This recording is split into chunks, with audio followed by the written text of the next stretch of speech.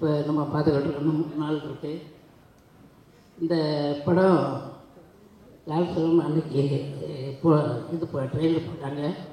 அன்றைக்கி வந்திருப்பேன். அன்றைக்கி சாயங்காலம் வந்தால் நம்ம இளையராஜா மகள் ஏற்ற விட்டாங்க. அங்கே போயிட்டேன், மன்னிக்கணும். இந்த படத்தில் ஐஸ்வர்யா ரஜினிகாந்த் அவங்க டைரக்ஷன் பண்ணியிருக்காங்க. நல்ல கதை, அருமையான கதை கொடுத்துருக்காங்க. இங்கே இந்த கதையில் என்னென்னா, இந்த கதை சொல்லும்போது எனக்கு ரொம்ப ஃபீலிங்காக வந்துடுச்சு.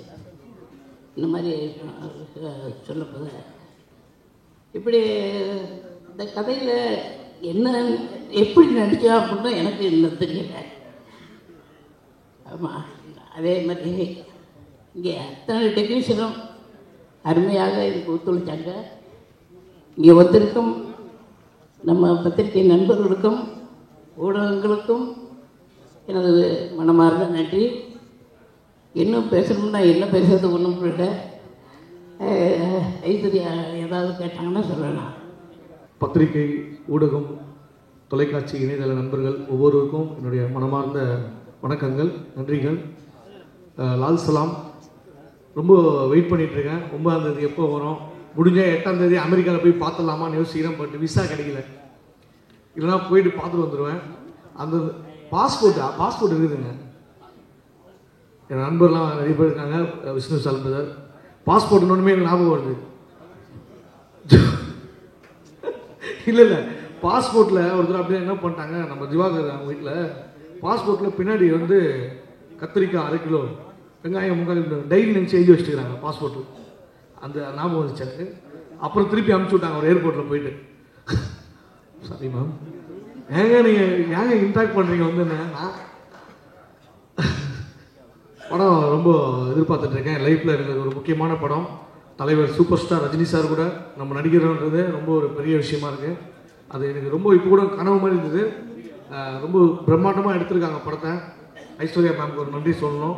ஏன்னா எப்போவுமே எல்லா படத்தையும் நான் காமெடிலாம் பண்ணிகிட்டு இருப்பேன். இந்த படத்தில் ஒரு கேரக்டராகவே என்னை சூப்பராக காமிச்சிருக்காங்க. ரொம்ப தேங்க்யூ ஸோ மச் மேம். ஷூட்டிங்க்கு பார்த்தீங்கன்னா ஒரு ஊரே கிளம்பி வரும். டெய்லியும் ஒரு வில்லேஜே ஷூட்டிங் நடிச்சிட்டு இருப்பாங்க. அந்தளவுக்கு அவ்வளோ க்ரௌடு.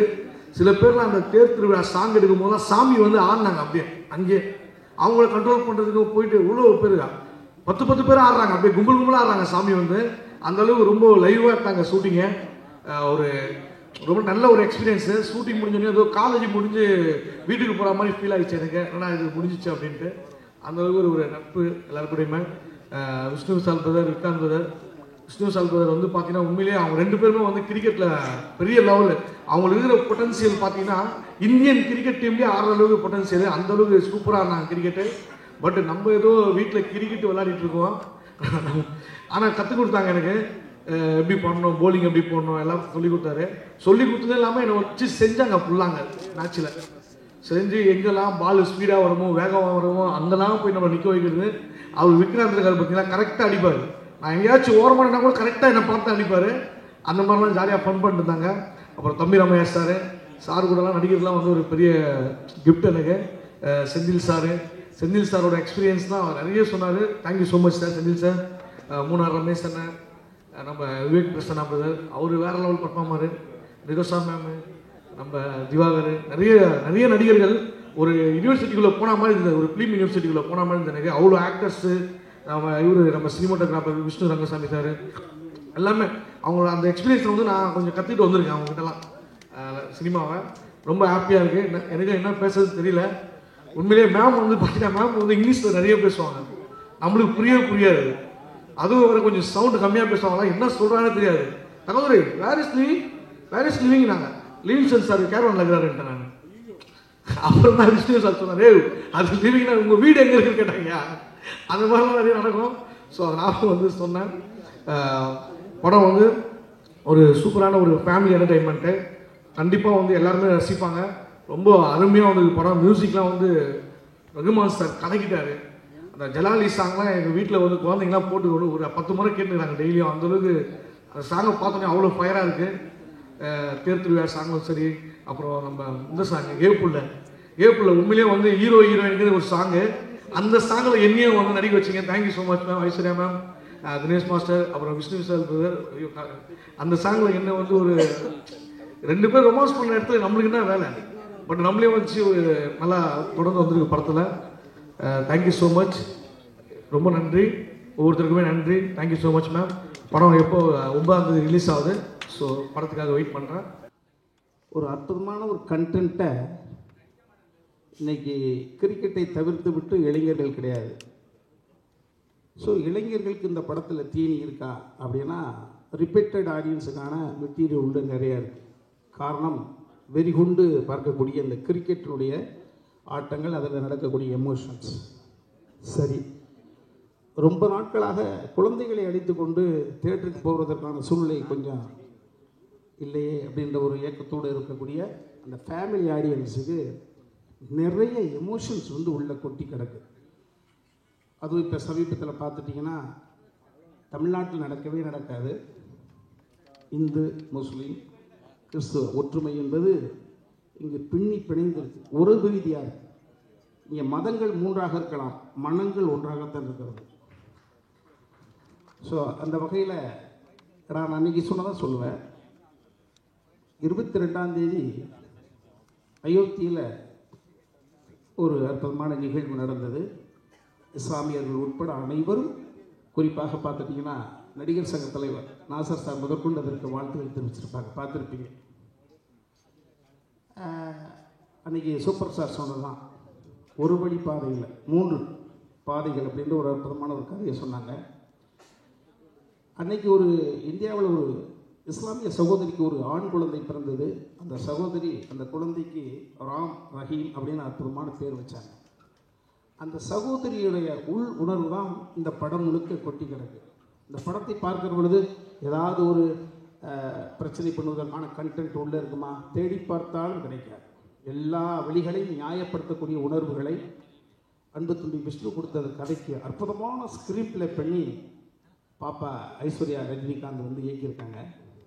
இதில் வந்து நிறைய நட்சத்திர பட்டாளங்கள் உள்ளே வச்சுருக்காங்க. சூப்பர் ஸ்டார் எல்லாருக்கும் தெரிஞ்சதான். நீங்களாம் நினச்சிருக்கீங்க கேமியோ ரோல் அப்படின்னா கிட்டத்தட்ட படம் முழுக்க பரவி இருப்பார்.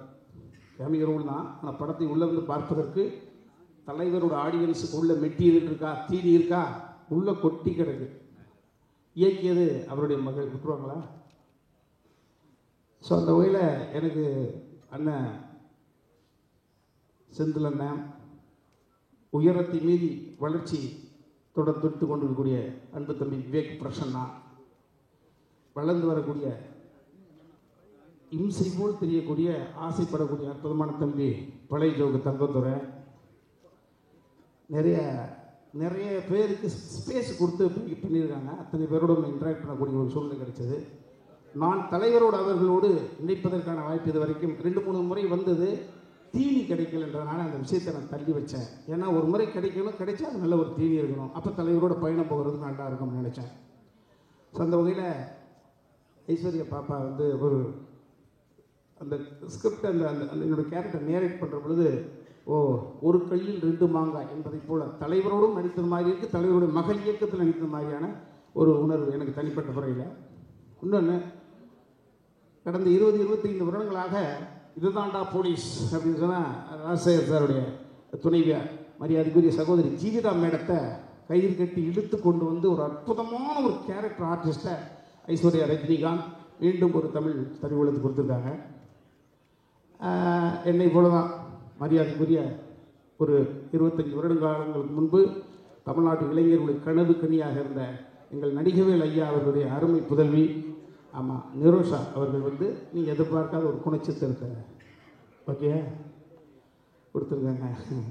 ஸோ படம் முழுக்க நிறைய கதாபாத்திரங்களை வச்சு அற்புதமான ஒரு வலை பண்ணியிருக்காங்க. அதில் நாங்களும் ட்ராவல் பண்ணி போயிருக்கோம். கதை கதை கதை கதையை தவிர்த்து விட்டு இந்த தமிழ் சினிமா உலகம் வேறு எதையோ நோக்கி போயிட்டு இருக்கின்ற அந்த விமர்சனத்தை நானும் ஓரளவு ஒத்துக்கொள்கிறேன். அந்த விமர்சனத்துக்கு ஐஸ்வர்யா ரஜினிகாந்தினுடைய இந்த லால்ஸ்லாம் என்ற ஒரு படைப்பு நிச்சயமாக அற்புதமான தீனியை கொடுக்கும். இதில் நான் வியந்து பார்த்தது என்ன அப்படின்னு பார்த்தீங்கன்னா, ஒரு சூப்பர் ஸ்டாரு இது வந்து இப்படி இந்த இந்த லால்ஸ்லாம்ன்ற கண்டென்ட்டை, அந்த விஷ்ணுவோட கதையை இந்த ஸ்கிரிப்டில் பண்ணிட்டாங்க. ஆனால் இது வந்து ஒரு தளத்தில் எப்பேற்பட்ட செட்டு போட்டால் கூட வாய்ப்பே கிடையாது. இந்த படத்தை நிச்சயமாக 9ஆம் தேதி தியேட்டரில் பார்க்கிற பொழுது ஆடியன்ஸ் புரிஞ்சுப்பாங்க. இவ்வளோ பெரிய கூட்டம், இவ்வளோ பெரிய லைவ் லொக்கேஷனில் நீங்கள் செட்டு போட்டு வாய்ப்பே கிடையாது. அந்த ஊர்களுக்குள்ளே போய் இந்த அற்புதமான சீக்வன்ஸை ரெடி பண்ணி 10 கேமரா 3 கேமரா இது எப்படி சாத்தியமாகும் அப்படின்னா அந்த கண்டென்ட், அந்த கதை கேட்டது அவ்வளவு கூட்டங்களை தவிர்த்து விட்டு இந்த விஷயத்தை இந்த ப்ரெசென்ட் பண்ண முடியாது, இம்ப்ளிமெண்ட் பண்ண முடியாது. அதனால் நான் ரஜினி சாரை பார்த்து என்னப்பா அப்படின்னா, அங்கே செஞ்சியில் வந்து படுத்திருக்காரு, திருவண்ணாமலையில் வந்து படுத்திருக்காரு, பாண்டிச்சேரியா வரேன்றாரு. வாய்ப்பே கிடையாது. இந்த படம் இல்லைன்னா எனக்கு இனிமேல் வாழ்க்கையில் என்ற மாதிரி ஒரு அப்கமிங் ஹீரோ என்ன செய்வாங்களோ அந்த ஒரு விஷயத்தை மகளுக்குன்னு சொல்ல மாட்டேன், இந்த கண்டென்ட்டுக்காக திரும்ப திரும்ப சொல்கிறது கண்டென்ட். இந்த விஷயத்தை இந்த கேமியோ ரோல் மூலமாக நாளைக்கோ நாளை கழிச்சோ கூட தமிழ்நாட்டில் ஏதாவது ஒரு சின்ன அசம்பாவிதம் நடக்கலாம் என்று யாராவது ஒரு கருப்பு ஆடு வேலை செய்தால் கூட நிச்சயமாக இந்த லால் சலாம் படத்தினுடைய கருத்து இருந்து அவருடைய விஷயத்தை முறியடி. எந்த நாளும் தமிழ்நாட்டில் மதம் ஆச்சரியங்கள் நடக்கவே நடக்காது என்பது மிகப்பெரிய ஒரு தடுப்பு அணை இந்த லால் சலாம். அப்படி தான் நான் நினைக்கிறேன். ஒரு நல்ல படைப்பில் எனக்கு ஒரு அற்புதமான கதாபாத்திரத்தை தங்கச்சி கொடுத்தாங்க. மீண்டும் அவருக்கு நன்றி சொல்லி அடுத்தவர்களுக்கு வழிவிட்டு ஒதுங்கிறேன். நன்றி.